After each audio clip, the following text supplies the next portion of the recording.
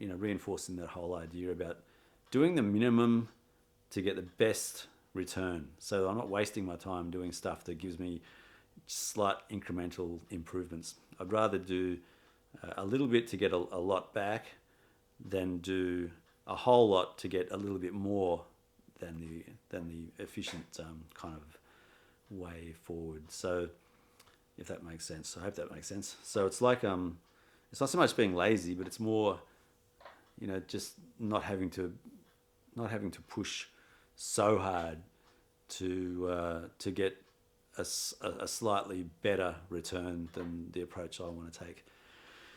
If the approach is that you get much, much, much better returns, then obviously I have to rethink that. But from what I picked up around the world and seeing other people and how they operate, the ones who really push themselves to get ahead, like in a massive way, that there's always something that gives. I'd rather have a balanced life than an unbalanced life where I've got to give something up completely to have something else. There are some things that you will give up completely, but it's more balancing out what you need to get rid of, as opposed to what you have to get rid of, or what doesn't make sense. Sorry. In terms of what things would be beneficial to give up so you can have a balanced, good life, or what things can you keep to maintain a balanced, good life, as opposed to giving up a lot of things to have one thing that you're proud of or that you're hoping to achieve.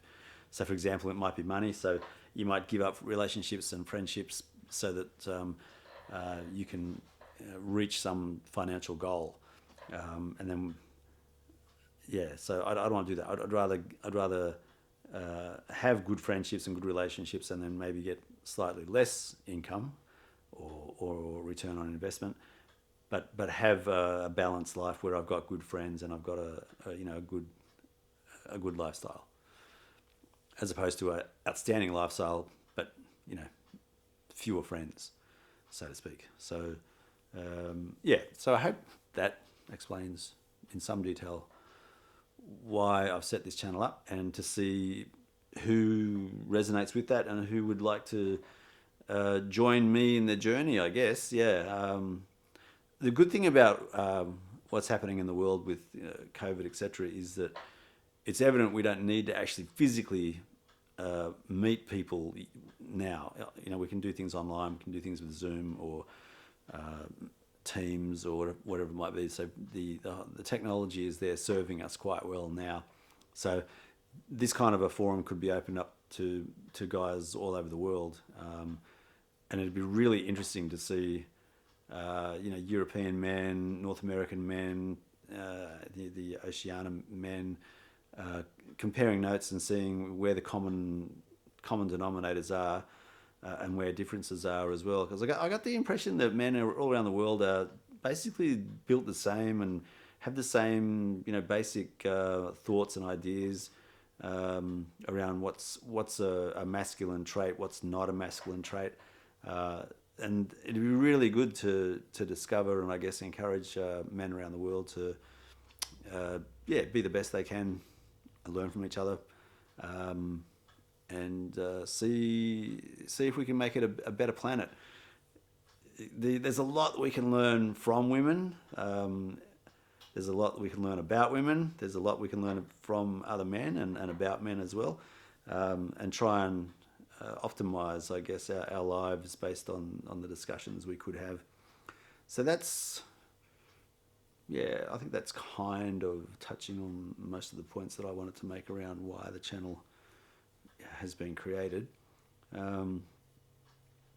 So just for a bit more of an about or background information, I've come from a Christian pretty heavy Christian upbringing, and I haven't rejected it, but I certainly have modified my beliefs and my views on spirituality, Christianity, church, that kind of thing. But that really did shape a lot of my understanding of what a man is and what is I was going to say required, but what is expected of men. Yeah, unfortunately, I think the church is emasculating men. To be honest, in my opinion, it's not letting men be real men. It's too politically correct. We can't express ourselves the way I think it's appropriate to express ourselves. Um, yeah, so it's too constricting for my liking. Um, and then there's the other extreme where there's other groups where anything goes, and it's kind of too free, too what's the word, um, anarchist, if you like. No rules. There's got to be, I think there's got to be some kind of rules. It's just knowing where the boundaries are and what the rules should be. And I think that's also part of what I would like to discover and discuss with other men in particular too. So yeah, unfortunately, or fortunately, I don't know, that Christian kind of upbringing that I've had from a young boy is still very much ingrained in me. So I've potentially got a lot of unlearning or relearning to do, or unpacking to understand the beliefs I've got.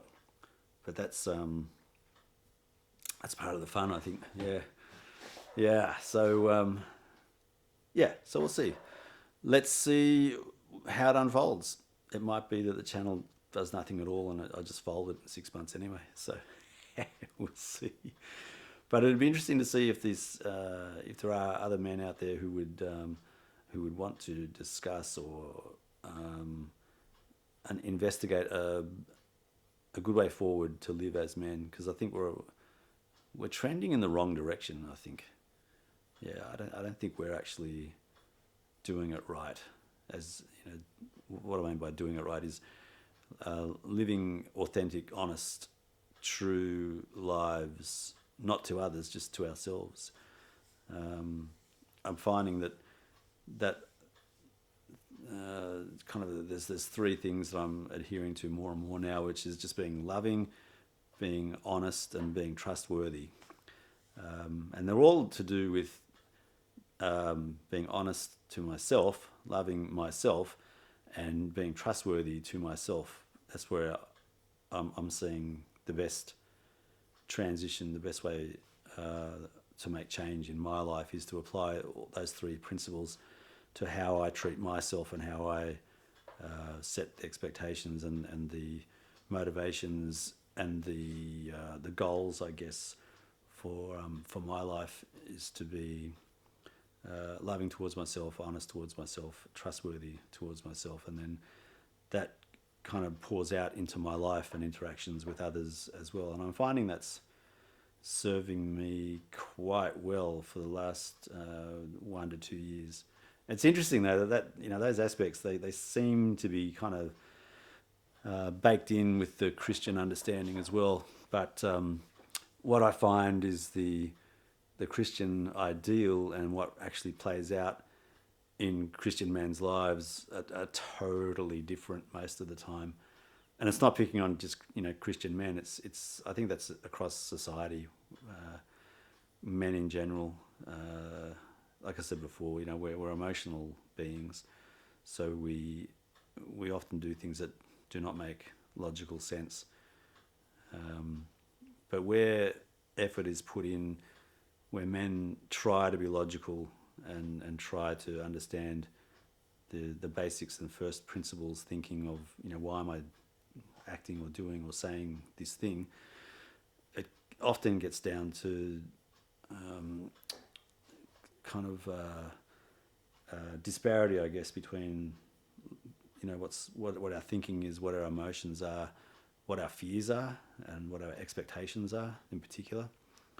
So that whole living in the moment, living in the here and now, forgetting about the future, forgetting about the past, but just trying to live here and now, that's also integral to I think living an authentic life and not being tied to an expectation. That's so much easier said than done, but I think that's where it really shines. When I can get rid of the expectation, I can really live authentically. It's easier to live authentically in that space, not being tied to an outcome that I want. Yeah, there you go. So let's see what happens. We'll talk soon. Take care.